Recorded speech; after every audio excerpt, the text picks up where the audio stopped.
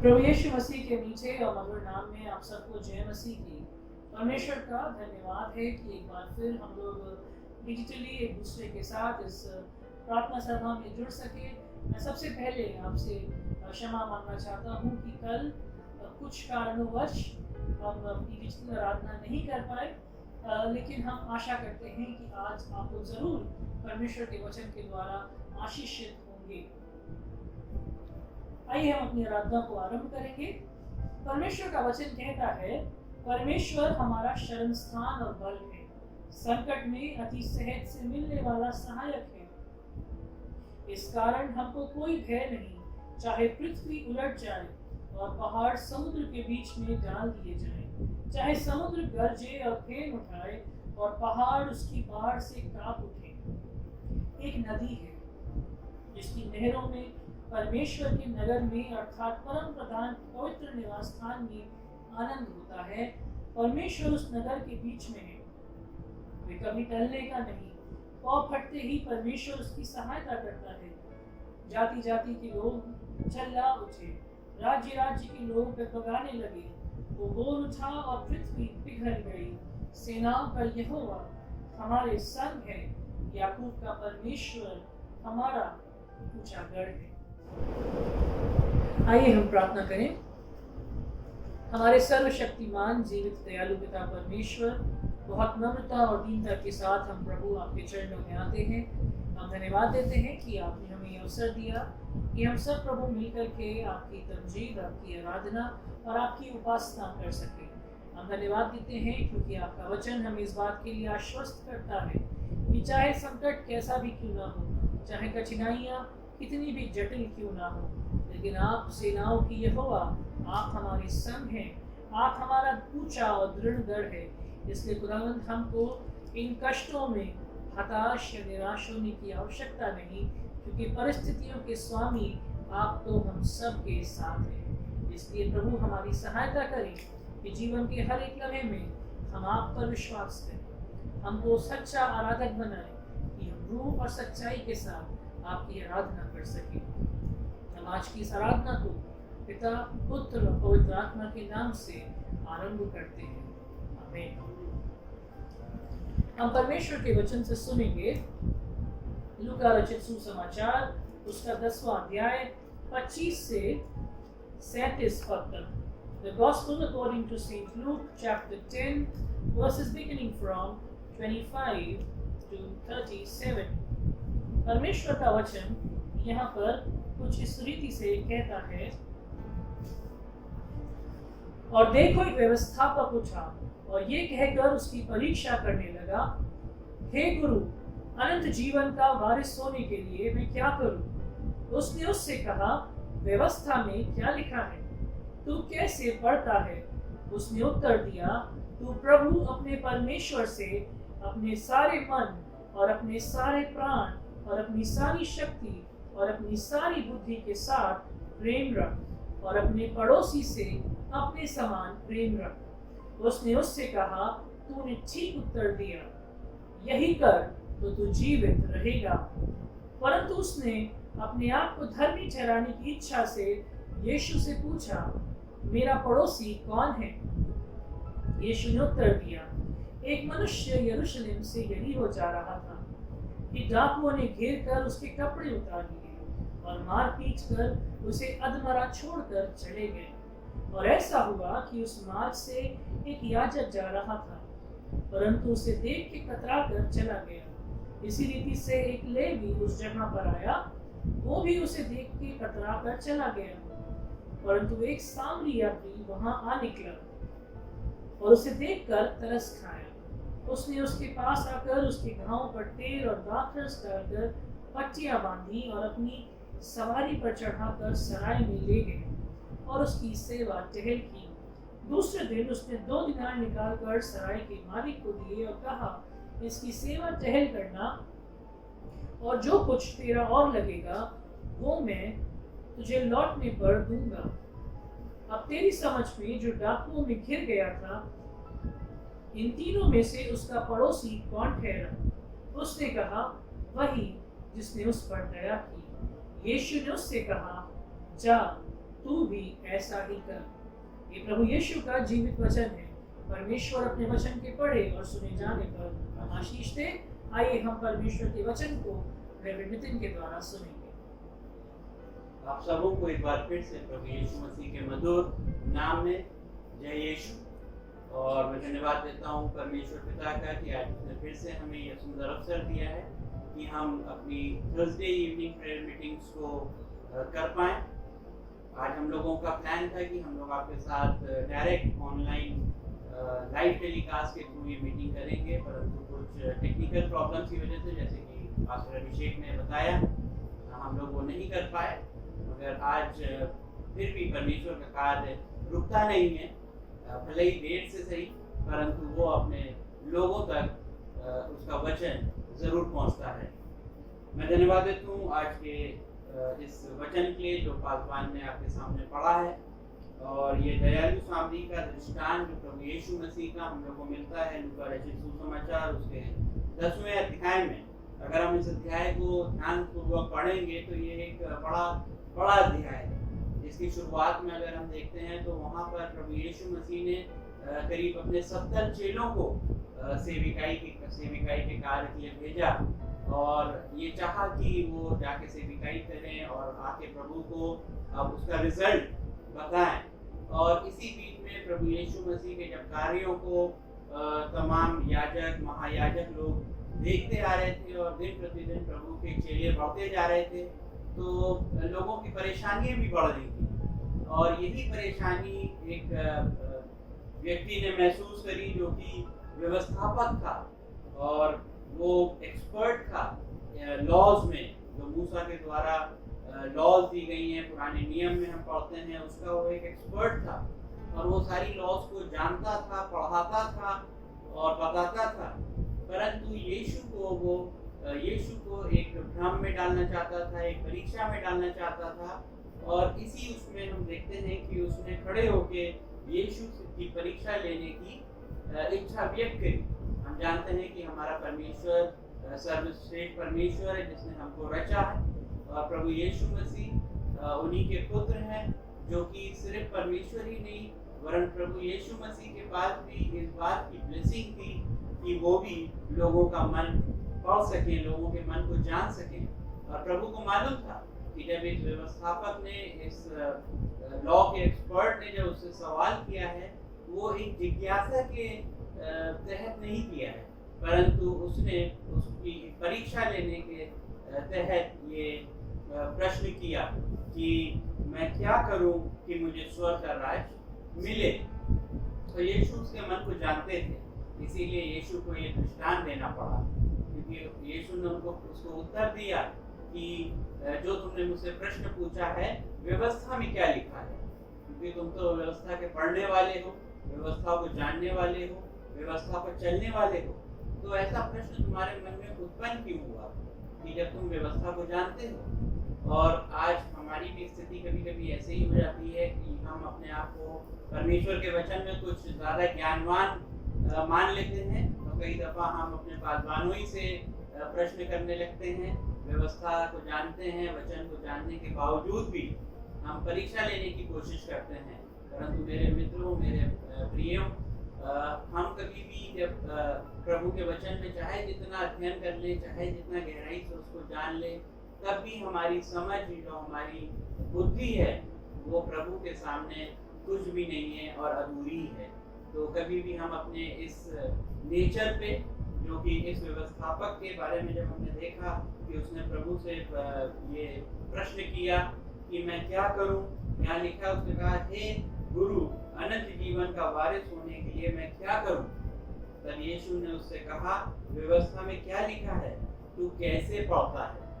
यहाँ पर इस पॉइंट पर मैं थोड़ा सा इसको एक्सप्लेन करना मांगता हूँ कि वचन तो हम में से हर एक पढ़ता है, प्रभु की इच्छा को जानने की कोशिश करते हैं वचन से, और हमारा उसका इंटरप्रिटेशन क्या है, हम उसको कैसे इंटरप्रेट करते हैं। प्रभु का वचन जो हम पढ़ते हैं, उसका हम कई दफ़ा क्या करते हैं कि हम अपनी सहूलियत के हिसाब से उसका इंटरप्रिटेशन करते हैं। जब हमारे बुजुर्ग या हमारे पासवान हमको किसी चीज़ के लिए चेक करते हैं, तो हम एक डिस्कशन में जाना मानते हैं प्रभु के वचन को लेके, उसको इंटरप्रेट करना मानते हैं अपनी कन्वीनियंस के हिसाब से, अपनी सहूलियत के हिसाब से। जैसे कि ये व्यवस्थापक भी उसको इंटरप्रेट करना चाहता था प्रभु को फंसाने के लिए, प्रभु को परीक्षा में डालने के लिए। तब यीशु से बोलते हैं कि तू कैसे पढ़ता है। यहाँ पर एक ये बहुत बड़ी बात है जो नए नियम के अध्याय हैं या नए प्रभु यीशु मसीह का जो समय आया, यहाँ पर प्रभु ने बहुत हम लोगों को एक स्पष्ट रूप से, आज मैं और आप पास्टर और हम लोग सब एक कलीसिया एक होके कैसे प्रभु की आराधना कर पा रहे हैं, ये इसीलिए कर पा रहे हैं क्योंकि प्रभु ने हमको एक सही दृष्टि दी है परमेश्वर के वचन को पढ़ने की और उसको समझने की और उस पर अमल रहने की। हम भी अपने जीवन में इस बात का ध्यान रखें कि हम चाहे जितने ज्ञानवान क्यों ना हो जाए, चाहे हमारे पास कितना ही विजडम क्यों ना हो आ जाए, परंतु जब हम परमेश्वर का वचन पढ़ें तो उसको एक रिसर्च के तौर पे ना पढ़ें, परंतु परमेश्वर से बात करने के तौर पे। जैसे कि डैनियल के बारे में भी हम जानते हैं कि डैनियल भी पूरी रीति से जब उसका समय होता था वो अपनी प्रॉटी कोठरी में जाता था, यरूशलेम की ओर जो खिड़की खुलती थी वो खिड़की खोल के घुटनों पर होके नियमित रूप से परमेश्वर से प्रार्थना करता था, क्योंकि परमेश्वर तो हमारा पिता है ना। जब यीशु ने हमको प्रार्थना करना सिखाया है हमारे बाप, तो जब हम अपने परमेश्वर को अपना पिता कहते हैं, अपना बाप कहते हैं, तो क्या हम अपने पिता या अपने सांसारिक पिता के सामने अपना रिसर्च लेके जाते हैं या उस अपने पिता के सामने कुछ कैलकुलेटिव होके बात करते हैं? परंतु हम अपने पिता या अपनी माता से जब बात करते हैं तो हमारे दिमाग में कोई कैलकुलेशन नहीं रहता है, ना ही कोई रिसर्च रहती है, ना ही हम उनको नीचा दिखाने की कोशिश करते हैं, क्योंकि हम जानते हैं हो सकता है हमने अपनी पढ़ाई लिखाई अच्छी कर ली हो, हम अपने माता पिता से ज़्यादा हमने डिग्री हासिल कर ली हो, मगर जो जीवन का अनुभव है उसमें हम उनको कभी भी कॉम्पीट उनसे नहीं कर सकते हैं। और वो जो भी हमको सलाह देंगे वो अपने अनुभव के तहत अपने पुत्र और पुत्री को जो एक प्रेम से सलाह देते हैं, इसी तरह हमारे पिता भी, परमेश्वर भी हमसे एक्सपेक्ट करते हैं कि हम अपनी नॉलेज, अपने रिसर्च वर्क को लेके अपने परमेश्वर के सामने ना जाएं, परंतु अपनी दीनता को लेके, अपनी रिक्वेस्ट को लेके, अपने प्रेम को लेके अपने परमेश्वर पिता के सामने जाएं। ज़्यादा टाइम न लेते हुए हम आगे बढ़ेंगे और हम यहाँ देखेंगे कि उसमें लिखा है, उसने उत्तर दिया, तू प्रभु अपने परमेश्वर से अपने सारे मन और अपने सारे प्राण और अपनी सारी शक्ति और अपनी सारी बुद्धि के साथ प्रेम रख और अपने पड़ोसी से अपने समान प्रेम रख। ये उत्तर दिया था उस व्यवस्थापक ने जो कि मास्टर था लॉ में, उसको मालूम था कि व्यवस्था में क्या लिखा है, और उसने ये उत्तर पर प्रभु यीशु मसीह को दिया। तो यीशु ने उससे कहा तो तूने ठीक उत्तर दिया, ये कर तो तू जीवित रहेगा। परंतु उसने क्या बोला? उसने बोला कि अपने आप को धर्मी ठहराने की इच्छा से यीशु से पूछा, तो मेरा पड़ोसी कौन है? यहाँ पर भी जब यीशु ने उसको एक सीधा उत्तर दे दिया कि जब तुझे व्यवस्था में मालूम है कि क्या लिखा हुआ है, उसके बाद भी वो चाहता था कि वो यीशु ही के सामने नहीं, परंतु जिस सभा में उसने यीशु से ये सवाल पूछा था उस सभा में वो धर्मी ठहराया जाए, इसलिए उसने फिर प्रभु से सवाल किया कि मेरा पड़ोसी कौन है। तब यहाँ पर प्रभु यीशु मसीह को जरूरत पड़ी कि एक दृष्टांत के द्वारा उसको वो एक्सप्लेन कर सके। जो भी प्रभु यीशु मसीह हम जानते हैं, अगर हम उस समय की हिस्ट्री को पढ़ें उठा के, तो हमें पता चलेगा कि यीशु मसीह जो भी दृष्टांत देते थे, जो भी पैराबल्स बताते थे, वो उस समय की घटनाओं के ऊपर ही आधारित रहता था। जैसे कि उस समय जो घटनाएं होती थी ताकि लोगों को समझ में आ जाए। आज हम भी अपने बच्चों को अगर कुछ एक्सप्लेन करते हैं तो हम उनको रियलिस्टिक आज की कोई घटना के बारे में, घटना का एग्जाम्पल देकर उनको समझाने की कोशिश करते हैं कि उनको समझ में आ जाए।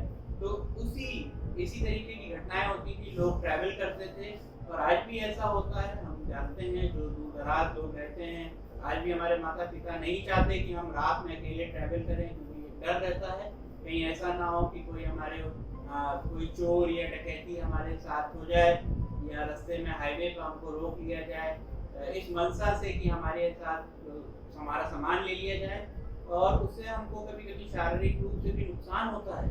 और ऐसी ही घटना उस समय भी हुई ये व्यक्ति जो कि एक बहुत साधारण व्यक्ति था, यरूशलेम में रहने वाला व्यक्ति था, और वो अकेला रास्ते पर जा रहा था।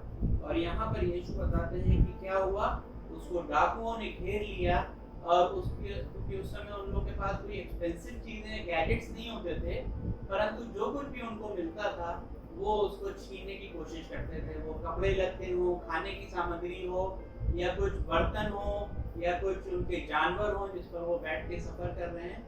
इस तरह छोटी छोटी चीज़ें डाकू लोग उस समय के लोगों से ले लिया करते थे। यहाँ लिखा है कि उसके कपड़े तक उतार लिए, और क्या करा, उसको घायल भी कर दिया ताकि वो अपने लोगों तक शीघ्र ना पहुंचे और लोगों को इस बात की खबर जल्दी ना दे पाए। और उसको कहाँ डाल दिया, गड्ढे में डाल दिया मार के, क्योंकि उनकी ये इच्छा नहीं थी डाकुओं की कि वो उसकी जान, उसका प्राण निकालें। ठीक उसी तरह जैसे परमेश्वर ने जब जोब का टेस्ट लिया शैतान के द्वारा, तो परमेश्वर ने शैतान से बोला कि मैं तुझे छोड़ता हूँ कि तो उसका विश्वास चेक करना, और मगर उसका प्राण ना लेना। तो उसका चाहे जितना उसको उसके शारीरिक तकलीफ या दुर्बलता में डाल दे, मगर उसका प्राण ना लेना। तो इसी तरह ये डाकू लोग भी, इनका उद्देश्य नहीं रहता था कि वो किसी का प्राण लें, उनका उद्देश्य बस ये रहता था कि वो उनकी सामग्री छीन लें, परंतु मारते पीटते इसलिए थे कि वो उनका पीछा ना कर पाएं और उनसे घबरा जाएं, डर जाएं, उनके बारे में बताएं ना किसी से। ठीक उसी तरह जिस तरह आज भी कई जगहों पर हम लोगों को सुनने को और देखने को मिलता है। और यहाँ पर एक बड़ी अच्छी घटना हुई कि वहाँ से सबसे पहले देखा, यीशु ने बताया कि एक याजक वहाँ से निकल रहे थे। और याजक जो हम जानते हैं एक प्रीस्ट होते हैं, और प्रीस्ट से तो एक्सपेक्ट किया जाता है कि वो लोगों के मरहम लगाएं, लोगों की प्रार्थना करें, लोगों की सहायता करें। परंतु याजक को ये भला लगा कि उसको अपनी ड्यूटी पर जाना है, और उसने उसको इग्नोर करके और वो आगे बढ़ गया। फिर आगे दूसरा एक व्यक्ति वहाँ से निकला जो कि एक लेवी था, एक लीवाइट था, वो भी प्रभु के भवन में सेविकाई करने वाला व्यक्ति था, मगर उसको भी ये बेहतर लगा कि मैं पहले अपनी ड्यूटी कर लूँ। ये मनुष्य तो ये तो आम बात है, इस तरह से तो हाईवे में लोग मिल जाते हैं पड़े हुए और परेशान हाल में। हम लोग अगर ये काम करने लगे तो हम अपनी प्रीस्टली ड्यूटीज कैसे करेंगे। परंतु वहाँ से एक बहुत ही साधारण व्यक्ति जो कि सामरी व्यक्ति था, वो जब वहाँ से निकला, उसकी दृष्टि उस पर पड़ी, तो उसने अपने सब कार्य छोड़ के सबसे पहले उसको उठाया। हम देखते हैं प्रभु ने यहाँ अपने दृष्टांत में बताया कि उसको उठाया, उसको अपने साथ ले गया, अपने जो भी उसके पास उस समय जो भी साधन था उससे वो उसको ले गया एक स्थान पे, और उस स्थान पे जाके उसकी मलहम पट्टी करी, उसको उस पर दवाई लगाई और उसकी सेवा टहल करी, और 2 दिनार भी दिए उस व्यक्ति को जिसकी वो जगह थी कि तो इसको खाना खिलाना, इसकी सेवा टहल करना, ताकि जब मैं लौट के आऊँ तब ये व्यक्ति अपने दुख से, अपने परेशानी से उभर पाए। और इस बीच जो कुछ एक्स्ट्रा खर्चा होगा उसके लिए भी मैं कमिट करके जा रहा हूँ कि जब मैं वापस आऊँगा तो मैं उसको अपने कमिटमेंट को पूरा करूँगा और उसका पूरा खर्चा दूंगा। और तो प्रभु ने उससे पूछा इस व्यवस्थापक से कि अब तुम्हारी समझ से उसका पड़ोसी कौन हुआ। तो उसने बताया कि उसका पड़ोसी जो था वो सामरी व्यक्ति था, जिसने उसकी सुधि ली, जिसने उसको उस परेशानी से निकाला। तो यीशु ने उससे कहा, जा तू भी ऐसे ही किया कर। आज हम जब इस सांसारिक रूप में रहते हैं, आज मैंने ये हम लोगों ने ये जो रेफरेंस लिया है वो इसलिए लिया है क्योंकि हम लोग को भी बहुत ज़रूरी है कि हम लोग भी इस सामरी व्यक्ति की तरह बने। जबकि ये बड़ा पैंडेमिक पूरे विश्व में चल रहा है, हम अपने आसपास भी देखते हैं तमाम ऐसे लोग हैं जो परेशान हैं, भूखे हैं, प्यासे हैं, दरिद्र हैं और परेशानी में रहते हैं। तो हमारे इस समय बहुत ज़रूरी है कि हम भी इस दृष्टांत के द्वारा सीखें कि जो हमारी ड्यूटीज़ हैं, वो तो जो परमेश्वर ने हमको ड्यूटीज़ दी हैं, हमारी क्वालिफिकेशन के हिसाब से, हमारी एक्सपीरियंस के हिसाब से, जो हम कार्य करते हैं परमेश्वर से, वो हमको एक आशीष के रूप में मिला हुआ है। परंतु हम उसमें इतना ना खो जाएं उन कार्यों में जिससे कि हम अपनी रोटी या ब्रेड अपनी कमाते हैं, अपने घर के लिए चीज़ें पूरी करते हैं, परंतु उस सामने व्यक्ति की तरह, क्योंकि परमेश्वर ये चाहता है, ये उचित चाहता है हमारे जीवनों से कि हम परमेश्वर की इच्छा को पूरी करें। और परमेश्वर की इच्छा यही है कि हम एक दूसरे से प्रेम करें।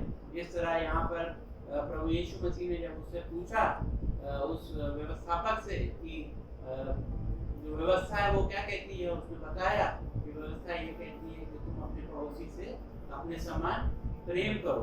तो आज बहुत बड़ी नीड है कि हम मसीह लोग सिर्फ अपने मसीही लोगों ही को हमें प्रेम नहीं करना है, परंतु हर एक जो व्यक्ति हमें परेशानी में पड़ा दिखाई देता है, परेशान हाल में रहता है, जैसे भी हो, हम यहाँ पर कार्यरत रहते हैं, चाहे मेडिकल प्रोफेशन में हो, चाहे हम अकाउंट्स करते हो, स्कूल में काम करें या हॉस्पिटल में काम करें, तो जो हमारी ड्यूटी है वो तो हमको करना ही है।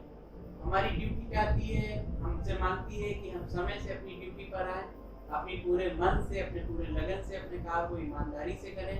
ये तो हमारी ड्यूटी की रिक्वायरमेंट है, परंतु हमारे परमेश्वर की रिक्वायरमेंट है कि हम अपने कार्य जो करें वो प्रेम की दृष्टि से करें। और जहाँ परमेश्वर ने हम लोगों को रखा हुआ है, हम वहीं पर अपने प्रेम को दिखा सकते हैं। चाहे हम एक शैक्षिक संस्थान में हो, या हम मेडिकल प्रोफेशन में हो, या हम इंजीनियरिंग लाइन में हो, हम अपने कोवर्कर्स को, हमारे जो सबऑर्डिनेट्स हैं, हमारे जो हेल्पर्स हैं, हम लोग उनकी तरफ अपनी प्रेम भरी दृष्टि रखें। और परमेश्वर ने हम लोगों को तो बहुत ऐसे आशीष दी है और इतना दिया है कि हम बचा भी लेते हैं, आगे के लिए हम प्लान भी करते हैं कि हम कैसे आगे अपने बच्चों को सेटल करेंगे, कहाँ पर उनका विवाह करेंगे, कहाँ उनको हायर एजुकेशन दिलाएंगे, क्या उनको गैजेट्स दिलाएंगे।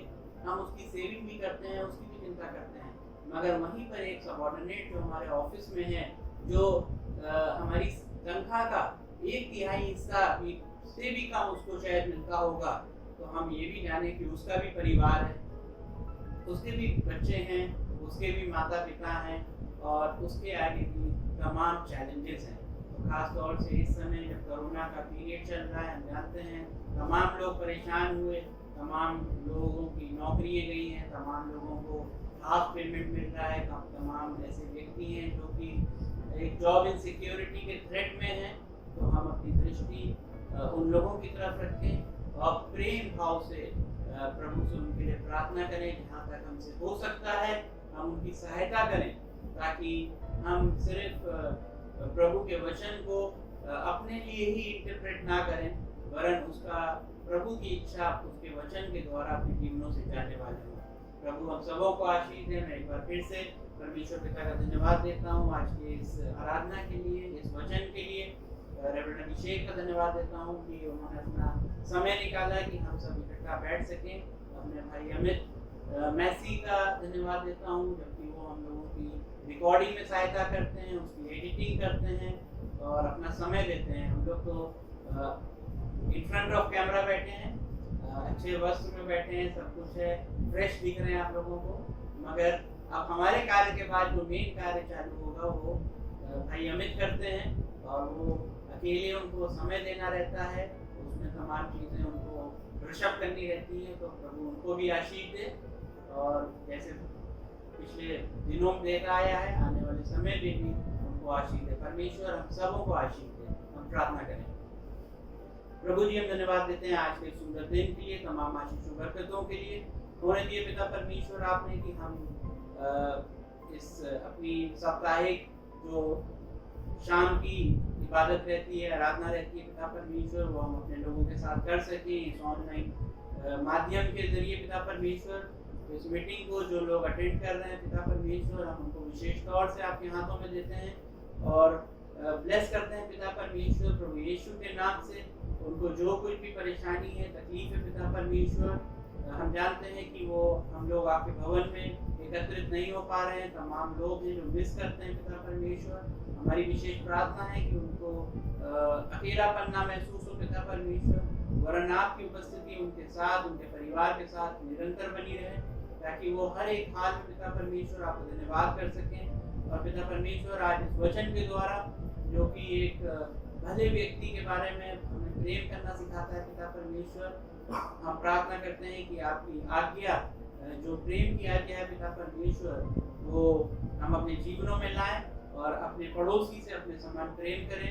हर एक वो पड़ोसी जिसको हम देखते हैं अपनी दयालु दृष्टि से पिता परमेश्वर जो परेशानी में है, होने से पिता परमेश्वर हमारा प्रेम, आपका प्रेम हमारे जीवनों के द्वारा उस व्यक्ति तक पहुंच सके।